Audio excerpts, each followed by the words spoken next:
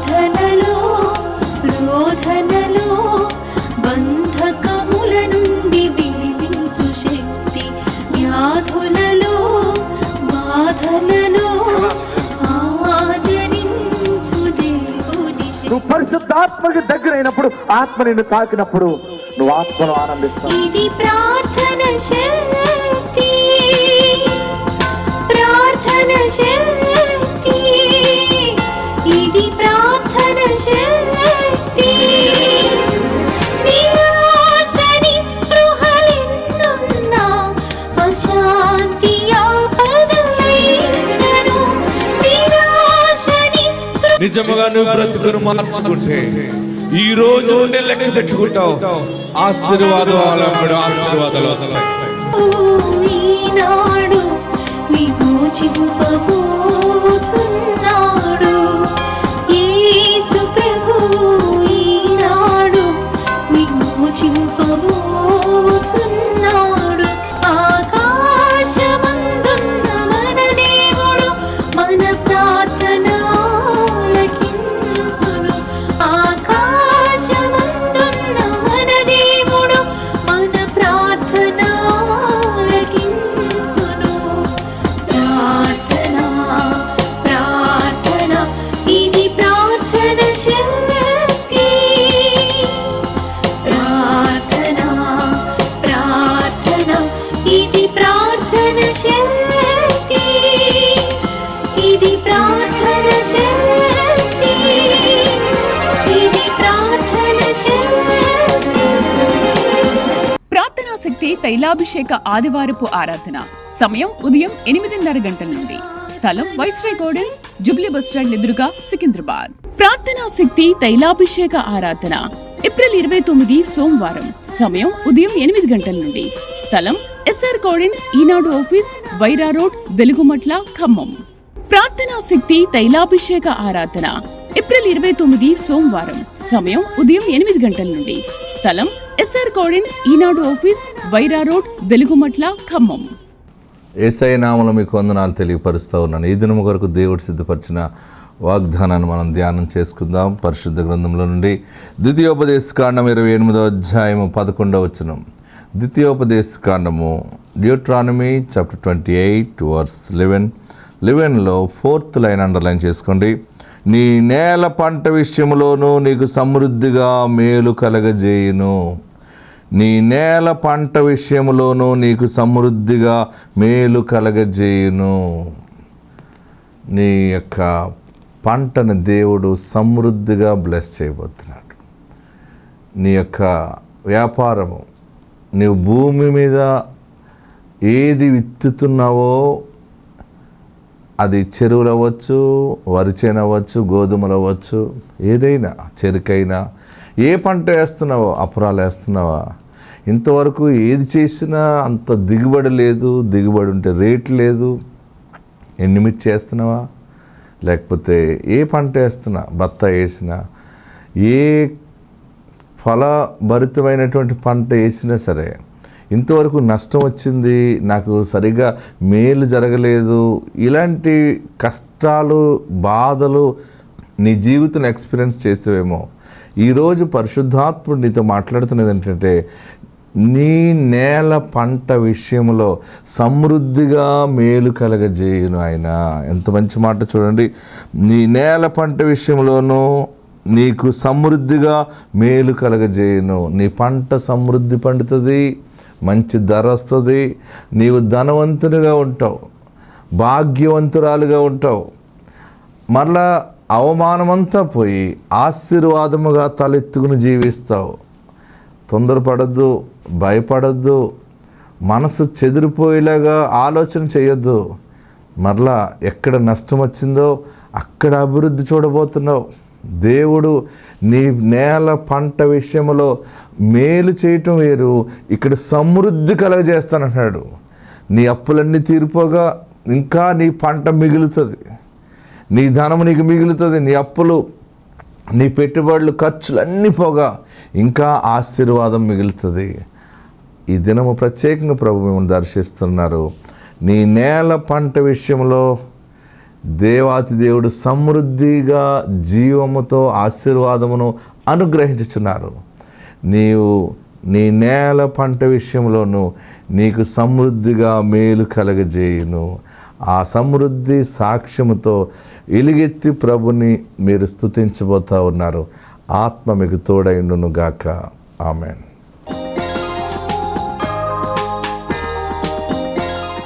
వాక్యంలోకి వెళ్దాం. మత్తయి సువార్త 28వ అధ్యాయం తెరవండి. పునరుద్ధాన శక్తి గురించి కొన్ని విషయాలు మనము ధ్యానం చేసుకుందాం. పునరుద్ధాన శక్తి వాక్య భాగంలోకి వెళ్దాం. 28వ అధ్యాయము 1 నుండి 7వ వచనం వరకు మనం చదువుకుందాం. విశ్రాంతి దినము గడిచిపోయిన తరువాత, అందరూ చదవండి. ఆదివారమున తెల్లవారుచుండగా మగ్దలేనే మరియయు వేరొక మరియయు సమాధిని చూడవచ్చరి. ఇదిగో ప్రభుదూత పరలోకమును దిగి వచ్చి రాయి పొర్లించి దాని మీద కూర్చుండాను. అప్పుడు మహాభూకంపము కలిగాను. ఆ దూత స్వరూపము మెరుపు వలె ఉండెను. అతని వస్త్రము హిమమంత తెల్లగా ఉండెను. అతనికి భయపడుట వలన కావలి వారు వనికి తెచ్చిన వారు వలె ఉండేది. దూత ఆ స్త్రీలను చూచి, మీరు భయపడకుడి, సిలువ వేయబడిన యేసును మీరు వెతుకుచున్నారని నాకు తెలియను. ఆయన ఇక్కడ లేడు, తాను చెప్పినట్టే ఆయన లేచి ఉన్నాడు. రండి, ప్రభు పండుకున్న స్థలము చూచి త్వరగా వెళ్ళి ఆయన మృతులలో నుండి లేచి ఉన్నాడని ఆయన శిష్యులకు తెలియజేయుడి. ఇదిగో ఆయన గలిలయలోనికి మీకు ముందుగా వెళ్ళుచున్నాడు, అక్కడ మీరు ఆయనను చూతురు. ఆమెన్. నాతో ఈ మాట చెప్పండి. ఇదిగో ఆయన గలిలయలోనికి మీకు ముందుగా వెళ్ళుచున్నాడు, అక్కడ మీరు ఆయనను చూతురు. ప్రియులరా, యేసు ప్రభువారు సిలువ వేయబడ్డారు. యేసు ప్రభువారు కన్యమరి గర్భాన్ని పరిశుద్ధాత్మలో జన్మించి 33.5 సంవత్సరాలు జీవించారు.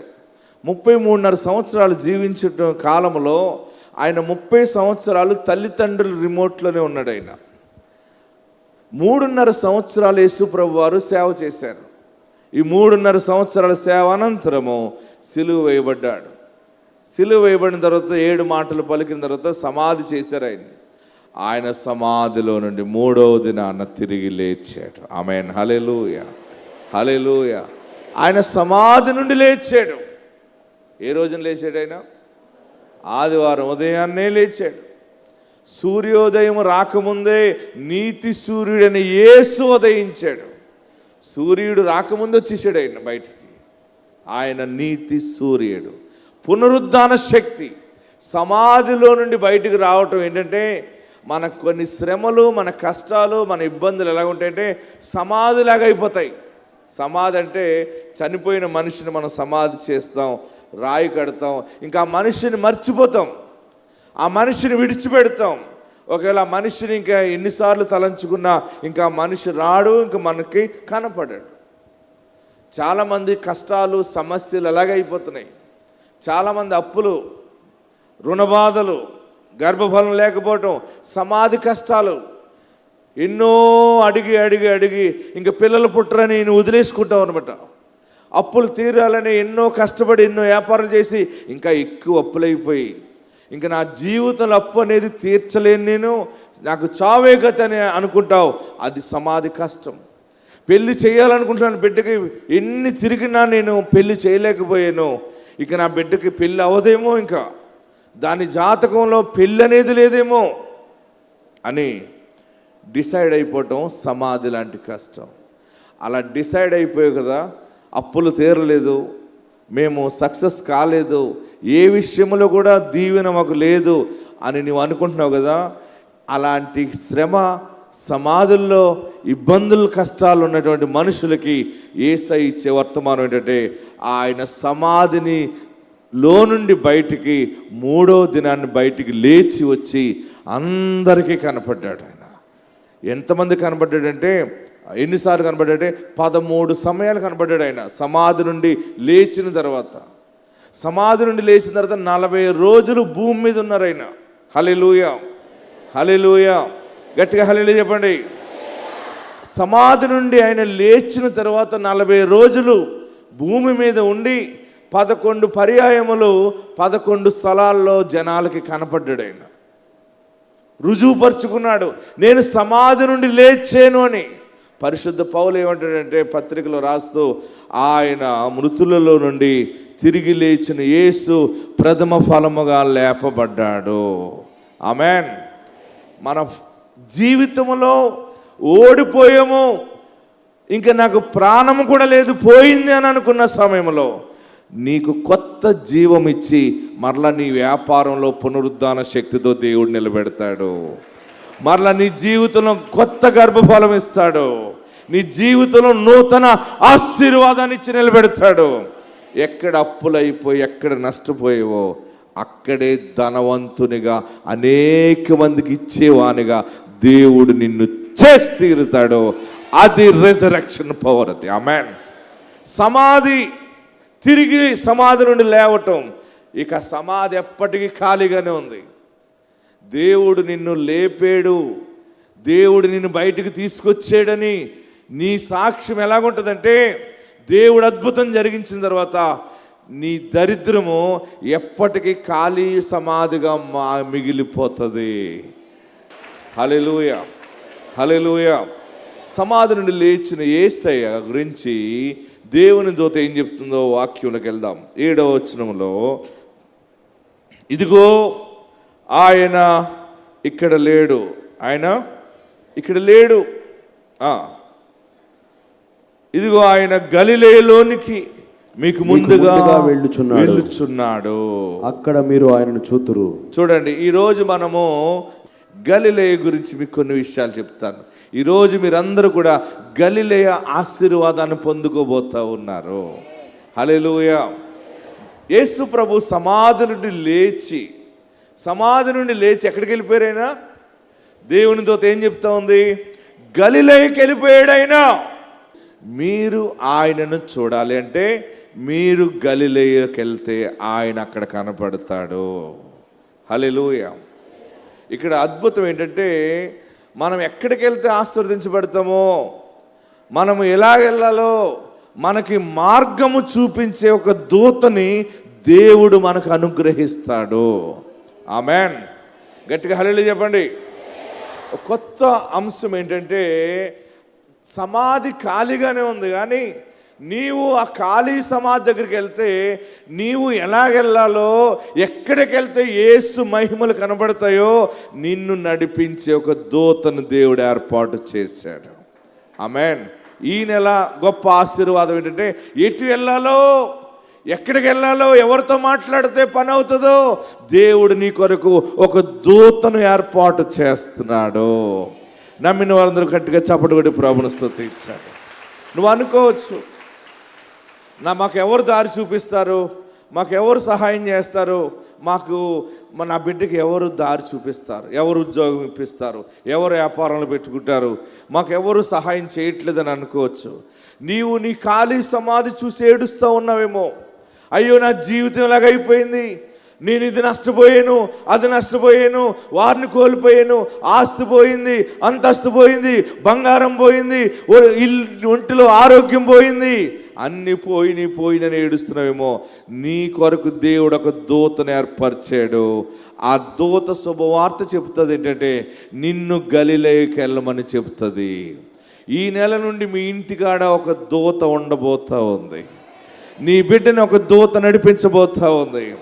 తెలియకుండానే ఒక దేవుని దూత, దేవుడు ఒక మనిషి రూపంగానో లేకపోతే ఏదో ఒక రూపంలో నీకు మంచి సలహా చెప్పటానికి దేవుడు నీ ఇంటికి పంపిస్తున్నాడు.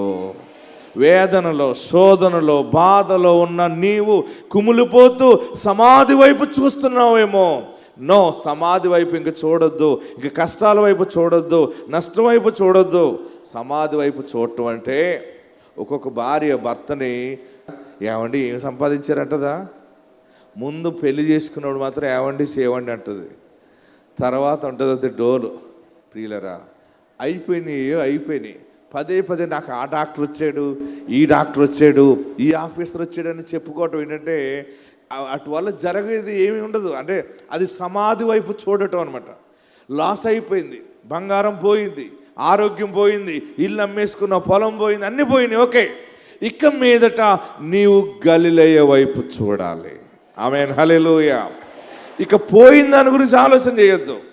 ఇక మీదట మన ప్రయాణము గలిలయకు వెళ్ళాలి, యేసుని చూడాలి. ఆమేన్, హల్లెలూయా.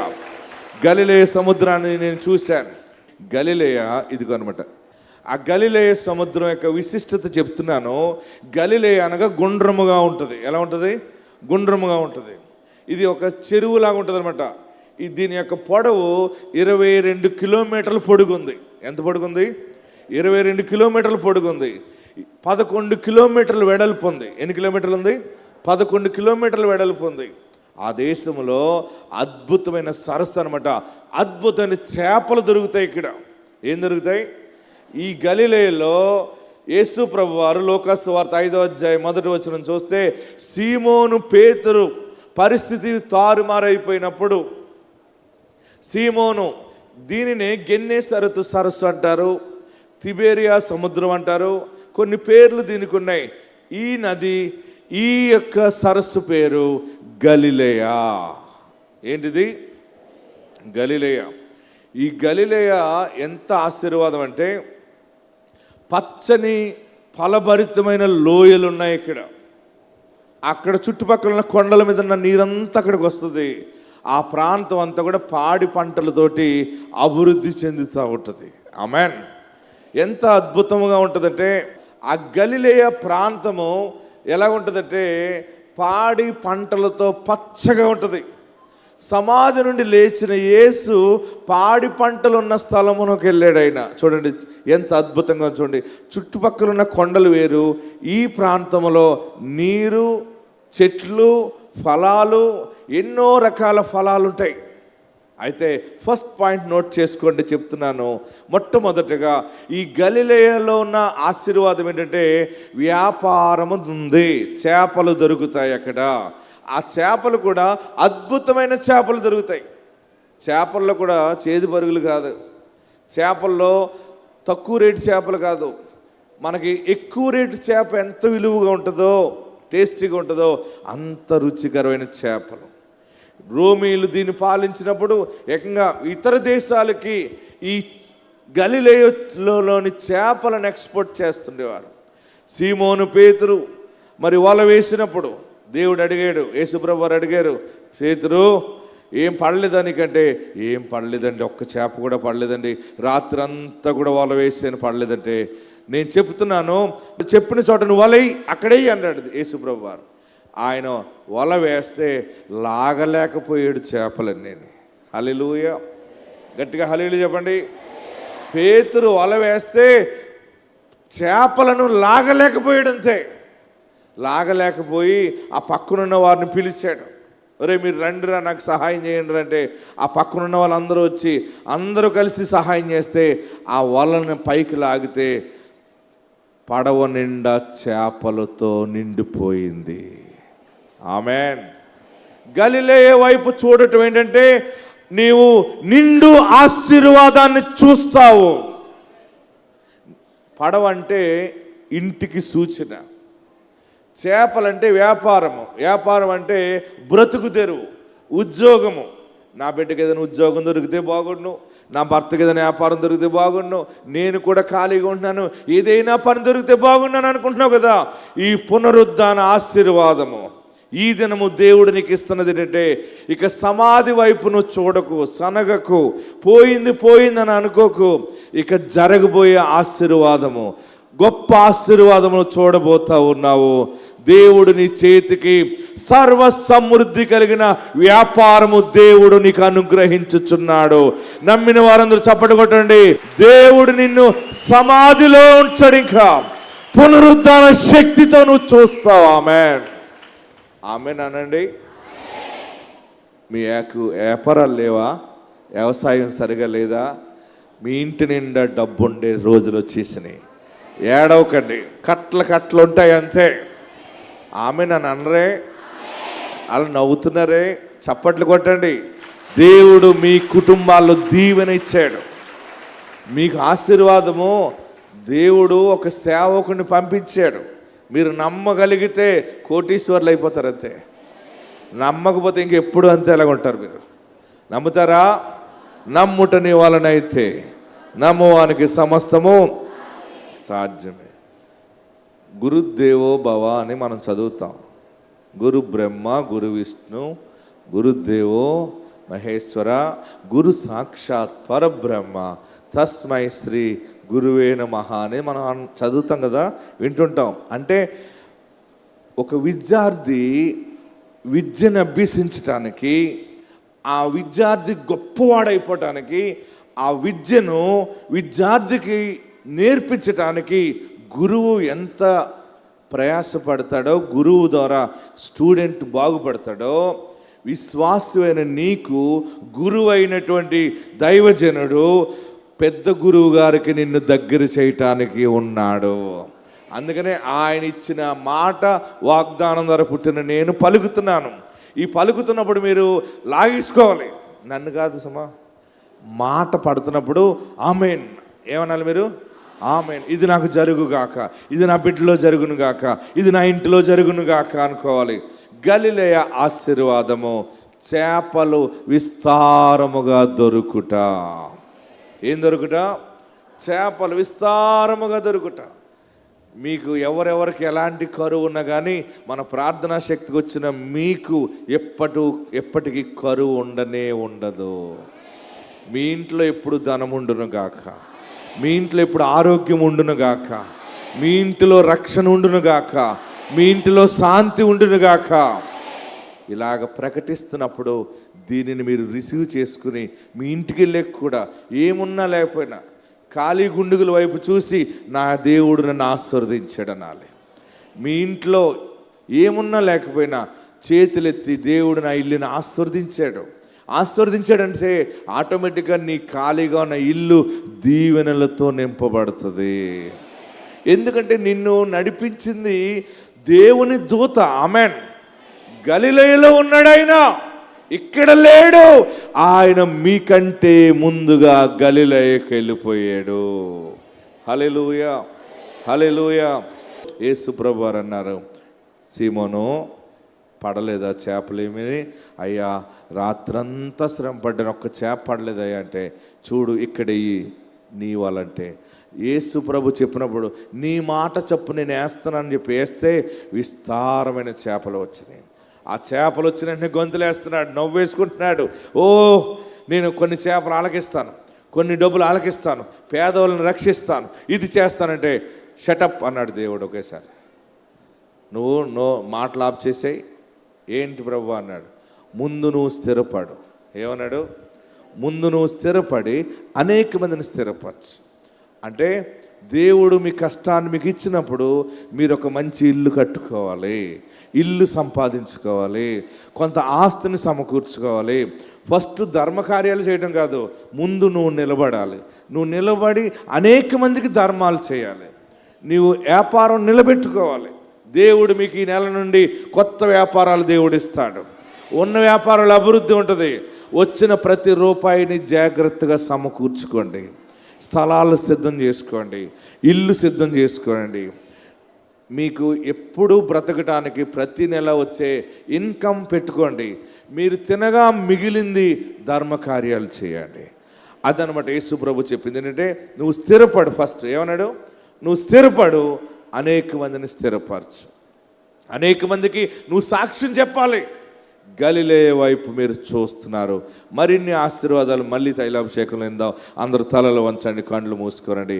సమాధిలో నుండి బయటికి దేవుడు లేచింది ఎందుకంటే నీ జీవితాన్ని సమాధి నుండి దేవుడు బయటికి తీసుకొచ్చి ఒక గలిలయ అనేది అభివృద్ధిని సూచిస్తాం. అందులో ఉన్న చోట లేచి నిలబడదాం. ఎక్కడున్నవారు అక్కడ లేచి నిలబడి. గలిలయ అనేది వ్యాపారాన్ని సూచిస్తుంది, ఉద్యోగాన్ని సూచిస్తుంది. గలిలయ అనేది సమృద్ధిని సూచిస్తుంది. గలిలయ అనేది ఉపాధిని కలగజేస్తుంది, బ్రతుకు తెరువు కలగజేస్తుంది. ఏ ఆధారము లేదు అని అనుకుంటున్నావేమో, గలిలయ లాంటి ఆశీర్వాదము ఈ నెల తైలాభిషేకంలో దేవుడు నీకు ప్రకటన చేశాడు.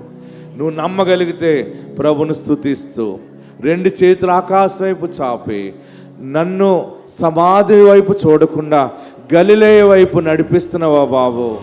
నేను గలిలయ వైపు చూస్తాను. 2 చేతులు ఆకాశం వైపు చాపి, 2 చేతులు ఆకాశం వైపు ఎత్తి, ప్రభువా నాకు గలిలయ ఆశీర్వాదము కావాలి, గలిలయ దీవెన సమృద్ధి కావాలి. ఏదైనా వస్తుందంటే 2 రోజులు బాగుంటున్నాను, మళ్ళీ 3వ రోజు సమస్య వస్తూ ఉంది. అంత అప్పు నుండి బయటపడుతుందా? ఇల్లు కడతాడా? వ్యాపారంలో అభివృద్ధి చెందుతాడా? ఈయన పెద్ద మగోడా? ఈమె పెద్ద జ్ఞానవంతురాలా? పిల్లలు అనాథులైపోతారని అంటున్నారేమో. నీ చుట్టూ ఉన్న గట్టి తాళ్ళను దేవుడు తెంపివేస్తున్నాడు. బ్రతికుండు కూడా చచ్చిపోయినట్టున్నావా? తలెత్తుకోలేకపోతున్నాను, సమాధానాలు చెప్పలేకపోతున్నాను. నా బ్రతుకు ఇది కాదు, నేను ఇలా బ్రతుకును, కానీ నాటి బ్రతుకుతున్నానా అని ఏడుస్తున్నావా? గలిలయ ఆశీర్వాదము నీవు 100కి 100 చూస్తావు. దేవుని దూత నిన్ను నడిపిస్తా ఉంది. దేవుని దూత నీకు మార్గము చూపించబోతా ఉన్నాడు. ప్రార్థనలో ఉందాం, అందరం ప్రార్థనలో ఉందాం. హల్లెలూయా, హల్లెలూయా, హల్లెలూయా, హల్లెలూయా, హల్లెలూయా. స్తోత్రం.